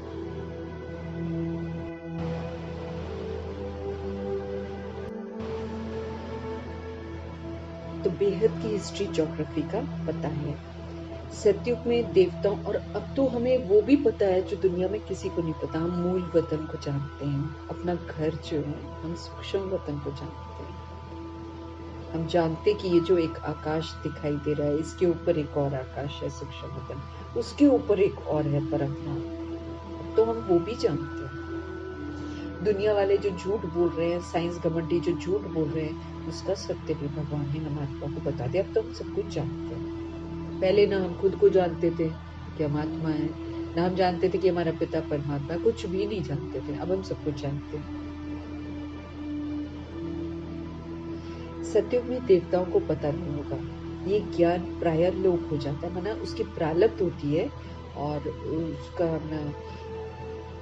उसका जो मूर्ति वगैरह है वो प्रारब्ध होती है, या फिर जब चैतन्य में देवी देवता होते हैं वो होते हैं। ज्ञान जो है ये खत्म, माना इससे विस्मृत हो जाते हैं, ज्ञान का स्वरूप हो जाते हैं, इसलिए प्राय लोप हो जाता है, थोड़ा सा छिप जाता है। ज्ञान छिप जाता है, ज्ञान का स्वरूप सामने पाठ बजाता है और फिर भक्ति मार्ग में जड़ चित्त बन जाते हैं।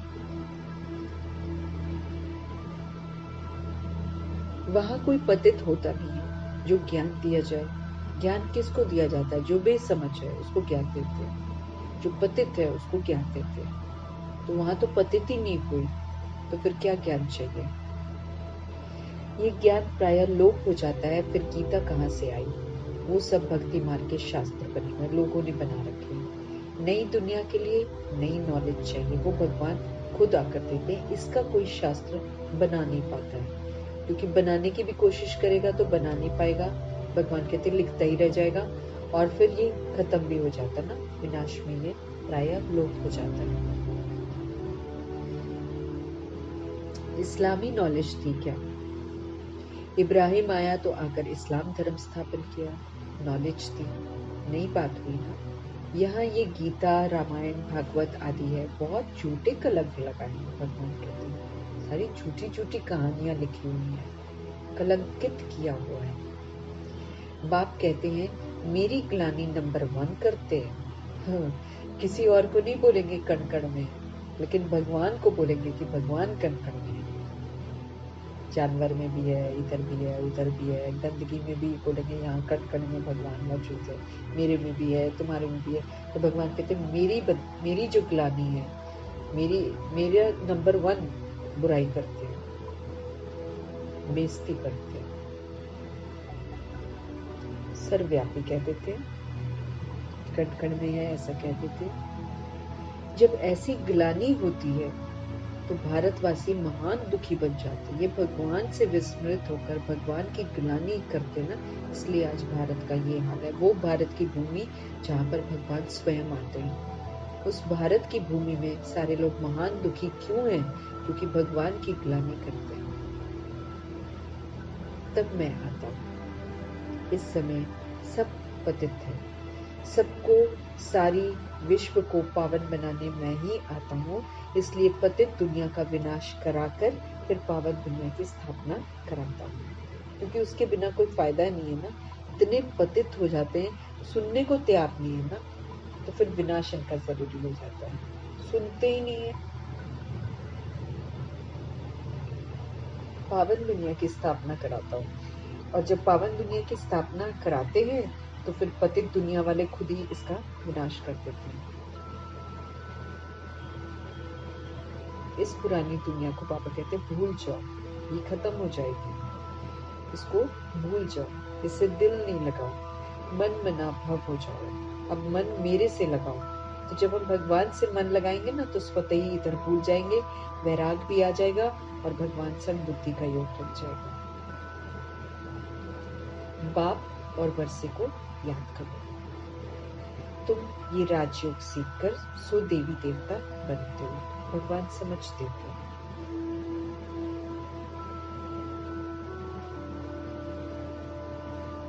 पुरानी दुनिया को भूल जाओ, मन मेरे में लगाओ, बाप और वर्षे को याद करो, तुम ये राजयोग सीखकर सो देवी देवता बनते हो। ये है राजयोग सीखने की गॉडफादरली यूनिवर्सिटी। इतनी बड़ी कॉलेज है, ये इसको हॉस्पिटल भी कहते हैं, क्योंकि हम सारी आत्माएं बीमार हो जाती हैं। अगर मेरे को गुस्सा आता है तो मैं बीमार हूँ, अगर मेरे में ईर्ष्या आती है मैं बीमार हूँ। तो जो भी मेरे स्वधर्म के विपरीत जो भी मेरे में खामियां आ गई हैं, अगर वो मेरे में खामियां हैं तो मैं एक बीमार आत्मा हूँ। तो हॉस्पिटल भी है ये यूनिवर्सिटी है जिसमें हम शिक्षित होते हैं, देवी देवता बनते हैं, और ये हॉस्पिटल भी है जहाँ आत्मा जो रोगी बन गई आत्मा है वो निरोगी हो जाती है। हम फिर ये जो बुराइयां हमने धारण करी हुई है पर चिंतन प्रदर्शन की, वो सारी फिर बुराइयां रोग जो है, जो हम दुख लेने का रोग ले लेते हैं, कोई हमसे कुछ करता है तो हम दुख लेते हैं, ये सारी चीजें क्या करती हैं, हम आत्माओं को बीमार करती हैं। तो हम बीमार आत्माओं को तंदुरुस्त बनाने के लिए ये शिव बाबा का हॉस्पिटल भी कहलाता है, यूनिवर्सिटी। ये पाठशाला भी है ना, ये बिगनिंग का ABCD भी हम पढ़ते हैं, फिर कॉलेज भी है, फिर यूनिवर्सिटी है जहाँ से हम पास विद ऑनर की डिग्री लेते हैं। और यूनिवर्सिटी तब है जब हम अव्यक्त मुरलियाँ पढ़ते हैं, और फिर ये हॉस्पिटल भी है। परंतु तुमको 3 पैर पृथ्वी के नहीं मिलते, शुरू में तो नहीं मिलते थे 3 पैर पृथ्वी, अब तो फिर भी मिलते हैं, ऑफकोर्स बड़ी बड़ी जगह भी मिल जाती है। लेकिन एक समय था जब ये हॉस्पिटल बनाने के लिए, जब यूनिवर्सिटी बनाने के लिए 3 पैर पृथ्वी के भी कोई नहीं देते थे, धक्के मारते थे। पराया राज्य है ना, रावण का राज्य है, उसमें हम 3 पैर पृथ्वी मांग रहे हैं हॉस्पिटल, रूहानी हॉस्पिटल के लिए और गॉडफादरली यूनिवर्सिटी के लिए, तो रावण थोड़ी अलाउ करेगा ना, इसलिए लोग विरोध करते हैं। ये भी ड्रामा में चलता है। परंतु तुमको 3 पैर पृथ्वी के नहीं मिलते। बाप कहते हैं मैं तुमको सारे विश्व का मालिक बना रहा हूँ। ये है हॉस्पिटल कम यूनिवर्सिटी। हॉस्पिटल से हेल्थ और यूनिवर्सिटी से हमें वेल्थ मिलती है, क्योंकि हम देवी देवता दैवी गुणों वाले मनुष्य बनते हैं ना। तो दैवी गुणों वाले मनुष्य कैसे बनते हैं, धनवान बन जाते हैं, हम ज्ञान धन से धनवान बन जाते हैं। जितना हम ज्ञान को अपने जीवन में धारण करेंगे उतनी हमको वेल्थ, स्थूल वेल्थ नई दुनिया में मिलेगी। दुनिया में स्थूल मिलता है, यहाँ पे सूक्ष्म धनवानपन महसूस करते हैं, जैसे वो ब्रह्मा अनुभव करते थे शुरू में, 1 रुपया नहीं, और बोलते थे ओम मंडली is the richest in the world. बड़े क्या बोले, रूहानी अभिमान जो है ना, शुद्ध अभिमान, उससे बोलते थे हम सबसे रिचेस्ट है, और 3 पैर पृथ्वी के नहीं होते थे, उसके लिए धक्के मिलते थे। तो ये जो है ना, हम मन से धनवान बन जाते हैं, यहाँ पर हम बेफिक्र बादशाही में रहते हैं। तो ये भी तो एक बात है, किसी के पास इतना धन दौलत होता है तब भी उसमें बेफिक्र बादशाही नहीं होती है, वो तब भी कम ही समझेगा कि मेरे पास कम पैसा है, मेरे पास कम पैसा है। और यहाँ जो भगवान के बच्चे बन जाते हैं, उनके पास कुछ भी नहीं होता है तो वो अपने आप को धनवान समझते हैं। ये अपने दिल की भरपूरता है जो भगवान का बनने के बाद मिलती है, और भविष्य में तो वेल्दी हो ही जाते हैं, वहां तो फिर किसी चीज की कोई कमी नहीं होती। तो यूनिवर्सिटी से हमें वेल्थ मिलती है। बाप कहते हैं मैं पढ़ाने आया हूँ, परंतु 3 पैर पृथ्वी के ही नहीं मिलते। मैं हूँ गरीब निवास। कन्याएं, उनके पास पैसा नहीं होता है, माताएं बिल्कुल गरीब है, जो उस समय बहुत थी ना, वो धक्के वक्के खाती थी, उनको घर से निकाल दिया था, वो बड़ी गरीब थी, जो कपड़े उपड़े सिलाई करके पैसा कमाती थी। ऐसे उन्होंने घर चलाए, अपने ना बच्चों को पाला। तो भगवान गरीब निवास है, जिसको कोई नहीं पूछता उसको भगवान पूछते हैं, उसको अपना बनाते हैं, उसको ऊपर उठाते हैं। उनके हाथ में कुछ भी नहीं रहता ना, फीमेल्स आत्माएं जो फीमेल शरीर में होती है। बाप का वर्षा बच्चों को मिलता है। वास्तव में स्त्री को हाफ पार्टनर कहा जाता है। भारत में हिंदू नारी को कहते हैं तुम्हारा पति तुम्हारा गुरु है, ईश्वर है, सब कुछ है। ऐसा बताते हैं, उल्टा सीधा सारा काम करते हो, फिर उसको बोलो कि भैया तुम मेरे गुरु हो, तुम मेरे ईश्वर हो। मत मारी जाती है सबकी, और इसीलिए पति को ही भगवान उनको सिखाया जाता है ना। इसीलिए कई आत्माएं है ना, अगर उनके जो युगल होते हैं वो शराब पीते हैं, सिगरेट पीते हैं, सामने खड़ी रहती है। वो बोलेगा नॉनवेज बना तो नॉनवेज बना कर देंगी, वो कहेंगे मेरे लिए वो खरीद के ला, सिगरेट खरीद के ला, वो भी ले आएंगे। और अब पास में बैठी होती, कभी नहीं बोलेंगी मत पियो, कभी नहीं बोलती। कई आत्माएं ऐसी, और कई भड़क जाती है, छुड़वा देती है, ऐसी भी आत्माएं होती है। तो जो मना जो समझती हैं कि पति जो है, शुरू से बता दिया जाता है ना, ये तेरा गुरु है, ये ईश्वर है। अब ये सिगरेट पिए, ये शराब पिए, ये कुछ भी करे, नॉनवेज भी खाए, तुम इसको बना कर खिलाओ, ये सिखाते हैं। परंतु हाफ पार्टनर को ऐसे थोड़ी कहते हैं कि मैं गुरु ईश्वर और तुम दासी हो, है ना। हाफ पार्टनर को मतलब जो वाइफ होती है उसको ऐसे थोड़ी कहते हैं मैं गुरु ईश्वर और तुम दासी हो, ऐसा नहीं बोलते हैं ना। बाप आकर दासी बनने से छुड़ाते हैं।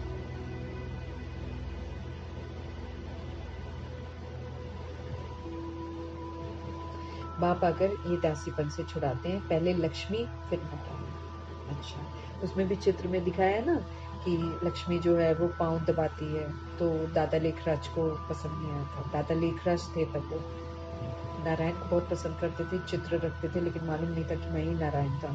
लेकिन पूजा जरूर करते थे, मैंने साथ में ले लेकर घूमते थे, उनको अच्छा लगता था। फिर उसमें एक चित्र था जिसमें लक्ष्मी पैर दबा रही है, तो उनको पसंद नहीं आया।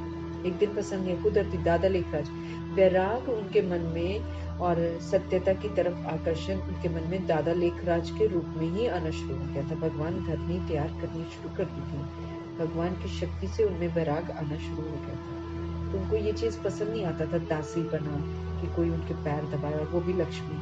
मतलब उनको ये थोड़ी पता था कि मेरे कर रहे हैं, लेकिन उनको वो चित्र में लक्ष्मी का पैर दबाना अच्छा नहीं लग रहा था, तो उन्होंने आर्टिस्ट को बुलाकर वो लक्ष्मी जी को हटवा दिया था कि इनको हटाओ, ऐसे अच्छा नहीं लगता है, पैर क्यों दबा रही है। देखो अंदर से कैसे उनमें वो चीज क्वालिटीज जो है वो इमर्ज हो रही थी। तो भगवान आकर दासी बनने से छुड़ाते हैं। कोई भी दास न बने, न बने न किसी को बनाए। मेल को भी झुकाना नहीं है। कई लोग मेल को पीछे पीछे लगा कर रखते हैं, नहीं वो भी नहीं करना, वो भी गंदी बात है।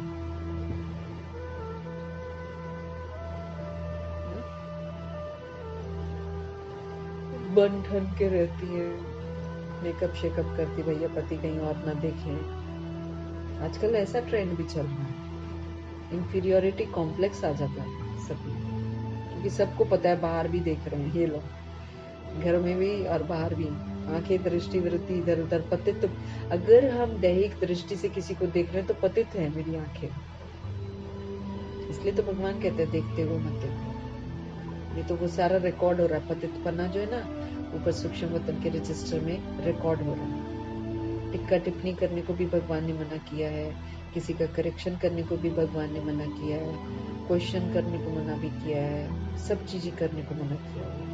पहले की तरह बिहेव नहीं करना है, बस बाबा ने बोला। अब तुम मेरे बच्चे हो, तुम हाईएस्ट हो, तुम होलीएस्ट हो, तो अब जैसे मैं कहता हूँ वैसे करना है। तो पहले लक्ष्मी फिर नारायण। यादगार में पहले लक्ष्मी नारायण होते हैं ना। वैसे भी मातेश्वरी पहले शरीर छोड़ा ना, तो इसलिए संपूर्ण बनकर वो पहले वतन में चले गए, तो इसलिए पहले लक्ष्मी और नारायण जी जो है वो बाद में गए। आत्मा ब्रह्मा प्रजापिता ब्रह्मा। अच्छा, मीठे मीठे सीखे हृदय बच्चों प्रति माता पिता बाप दादा का याद प्यार और गुड मॉर्निंग। रूहानी बाप की रूहानी बच्चों को नमस्ते। हम रूहानी बच्चों की भी रूहानी बाप को प्यार भरी नमस्ते और दिल से शुक्रिया। धारणा के लिए मुख्य सार रूहानी यात्रा। यहाँ बैठकर मैं रूह सुप्रीम रूह को वतन में याद करूं। यह है रूहानी यात्रा, क्योंकि ऊपर को जाना है, स्थिति मेरी ऊपर की होनी चाहिए, इसलिए भगवान को परमधाम में मुझे याद करना है। बार बार ऊपर ही मेरी दृष्टि वृत्ति जाए तो नीचे की दृष्टि वृत्ति मेरी खत्म होगी, क्योंकि जितना हम ऊपर संपर्क करेंगे उतना हम पावन बनते चले जाएंगे। तो रूहानी यात्रा पर रहना मुझे। ये रूहानी यात्रा सीधी यहाँ सड़क पर नहीं चल रही है, ये रूहानी यात्रा यहाँ से बुद्धि से ऊपर की तरफ है। मेरा बाप ऊपर परम धाम में इतना ऊंचा है, वो उतनी ऊंचाई तक मुझे पहुंचना है बुद्धि से। एकाग्र बुद्धि बनना भगवान कहते हैं। रूहानी यात्रा करनी है, रूह बनकर सुप्रीम रूह को याद करना है। ये यात्रा कुछ आत्मा को करनी है और दूसरों को करानी भी है। सृष्टि चक्र का ज्ञान बुद्धि में रखकर स्वदर्शन चक्रधारी बनना। सृष्टि चक्र कैसे चलता है उसका ज्ञान जो है वो बुद्धि में रखकर मुझे स्वदर्शन चक्रधारी बनना है। घुमाते रहो बुद्धि में स्वदर्शन चक्र, आत्मा का दर्शन करते रहो तो समझ आएगी कि गिरावट का कारण क्या है। फिर गिरावट में कभी नहीं जाएंगे, लेकिन चढ़ती कला का जो पुरुषार्थ करना है वो करते रहेंगे। तो सृष्टि चक्र का ज्ञान बुद्धि में रखकर स्वदर्शन चक्रधारी हमें बनना है।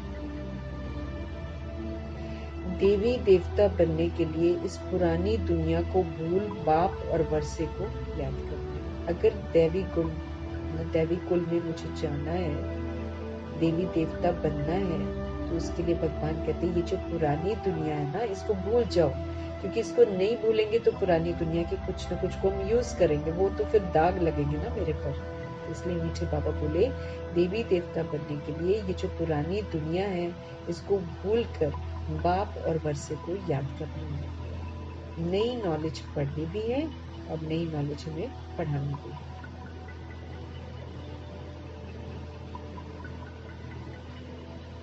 वरदान।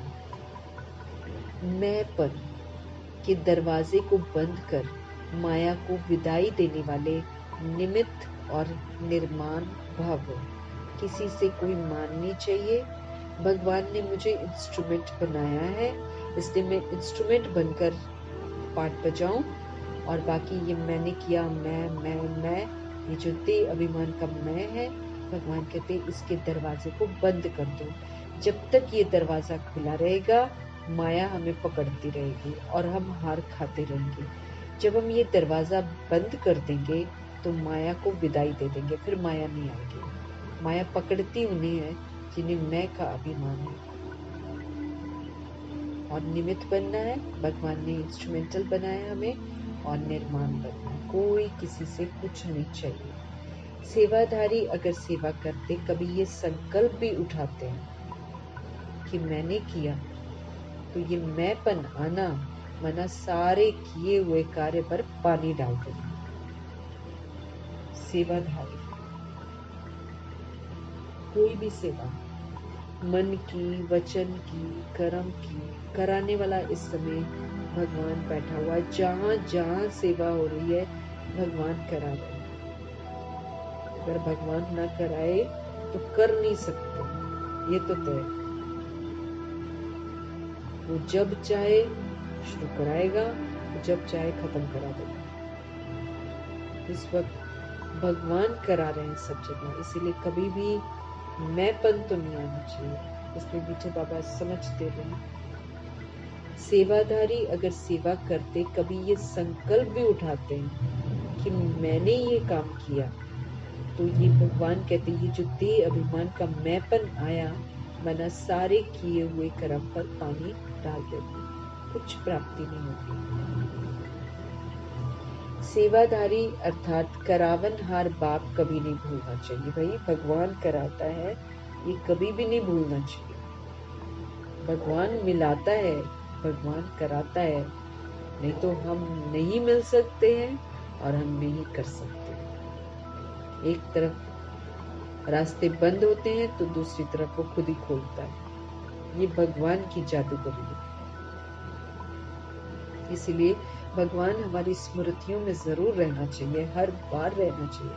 सेवाधारी अर्थात करावनहार बाप कभी भी नहीं भूलना चाहिए, वो करा रहा है, हम निमित्त बनकर कर रहे हैं, इंस्ट्रूमेंटल सोल्स हैं। हम अगर घर में भी मुरली पढ़ते हैं, जैसे हम शाम को अगर सपोज करो कभी भी बैठकर हम सारी आत्माओं को संबोधित करते हैं और बोलते हैं, ये सभी आत्माओं के लिए ये महावाक्य है ना, मैं आत्मा सभी आत्माओं प्रति ये महावाक्य अर्पण करती हूँ।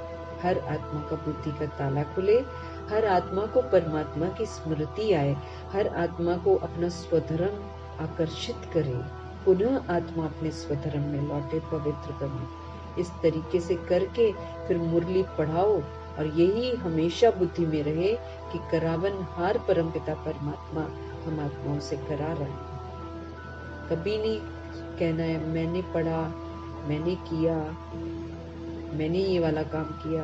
ये जो मैं हम आदत पड़ गई ना हम आत्मा को, उस मैं से हमको बाहर आना है, स्वाभाविक बना देना है कि बुद्धि में सदा यही रहे, ये करावनहार बाप है, ये भगवान की मुरली है, ये भगवान, नहीं तो गला घुट जाएगा। बाबा ने बोला वरना जब ज्यादा मैं करेंगे ना तो बाबा ने बोला सुना ही नहीं पाएंगे, गला ही घुट जाएगा, ऐसा भी होगा। तो सेवाधारी, हमको कहाँ ज्ञान मालूम है, कुछ भी मालूम नहीं है, ये भगवान की मुरली है, हम भगवान के साथ पढ़ रहे हैं। तो सेवाधारी अर्थात करावनहार बाप कभी नहीं भूलना चाहिए, वो करा रहे हैं और हम निमित्त बनकर कर रहे हैं। जहाँ निमित्त भाव होगा वहाँ निर्माण भाव स्वतः ही होगा। जब करावनहार करा रहे हैं तो हमें मान किस बात का चाहिए भाई, मैंने क्या किया, कुछ भी तो नहीं किया। ये तो अच्छा है कि भगवान बुलवा रहा है, ध्यान खिंचवा रहा है, समझा रहा है, ये तो हमारा फायदा है ना, हम तो सीख रहे हैं। दादी हमेशा कहती है एंड तक स्टूडेंट ही बने रहना, उसी में भलाई है, सीखना है, क्योंकि इसकी गहराइयां बहुत हैं। जितना हम पढ़ते जाएंगे हम समझते जाएंगे भगवान से, उतना हम सीखते जाएंगे। तो जब हम निमित्त हैं, जब कराने वाला शिव पिता परमात्मा है, तो हमें कैसे मान क्या चाहिए, क्या नाम मान शान चाहिए भैया, क्यों चाहिए, क्यों नाम चाहिए, किस बात का नाम चाहिए? पढ़ाई भगवान की, सेवा भगवान दे रहा है, जिनकी करनी है वो जानता है कि मेरे बच्चे कहाँ पर है, जिनकी करवानी है वो करवा रहा है, वो उनसे मिलवा रहा है। तो नाम क्यों चाहिए, मान क्यों चाहिए और शान क्यों चाहिए? नहीं चाहिए ना। तो जहाँ निमित्त भाव है वहाँ निर्माण भाव जो है वो स्वतः ही होगा। निमित्त हूँ मैं निर्माण हूँ, तो फिर भगवान कहते माया आ नहीं सकती है हमारे पास। नहीं तो माया जहाँ मैं होता है वहां पर जरूर पहुंचती है कि मैंने किया। मैं जो देह अभिमान का मैं है, वो देह अभिमान के मैं को ही तो माया पकड़कर फेल कराती है। इसलिए भगवान कहते हैं हमेशा सोचो मैं निमित्त हूँ, हमेशा समझो निर्माण हूँ, तो माया फिर कभी भी आ नहीं सकती है। नहीं तो कहीं से मान नहीं मिलेगा तो ठेस पहुंचेगी, मन में दुख अनुभव होगा, सेवा पानी में चलेगी। बाबा के कुछ भी सेवा काउंट नहीं होने वाली है। वो अपने जो बाबा ने करवाई वो भी पानी डाल दिया उसके ऊपर, तो हमारे में भी सुधार नहीं आएगा, दूसरी आत्माओं में भी सुधार नहीं आएगा। तो भगवान कहते हैं निमित्त हूँ, निर्माण हूँ, तो फिर माया आ नहीं सकती है। मैंपन के दरवाजे को भगवान कहते बंद कर दो। ये जो देह अभिमान का मैं है उसके दरवाजे को बंद कर दो, तो माया विदाई अपने आप ले लेगी। फिर माया देखेगी इसमें तो मैंपन ही नहीं है ना, इसमें तो ये तो हम्बल है, ये तो निर्माण है, इसको तो मान कुछ चाहिए ही नहीं। तो फिर माया वहां से अपने आप विदाई ले लेती है। माया वही कहती है ना कि मुझे चाय पानी पिलाते हैं, बाबा को बोलती है इसलिए मैं आती हूँ। तो मैंपन जो है ये चाय पानी है ना। तो जब हम ये चाय पानी उसको देंगे नहीं तो वो अपने आप विदाई ले लेगी। वो एक तरह से हमको सुधारने के लिए ही आती है, वो हमको सुधारती है, देह अभिमान से बाहर निकालती है। तो भगवान कहते हैं ये मैंपन जो है मैं करता हूँ, मैंने किया, इसके दरवाजे को बाबा कहते बंद कर दो, क्योंकि हम कुछ भी नहीं कर सकते। कराने वाला हम आत्माओं को हर बात सिखा रहा है, हर बात करा रहा है। तो भगवान का शुक्रिया, हर पल भगवान याद रहना चाहिए कि भगवान ने ये कराया, भगवान ने ये समझाया, भगवान का धन्यवाद करते जाना। हमेशा भगवान हमारी स्मृतियों में होना चाहिए। करावन हार करा रहे हैं, हम कर रहे हैं। स्लोगन जो होली हंस है, हम होलीएस्ट और हाईएस्ट शिव पिता परमात्मा के बच्चे होली हंस बनते हैं।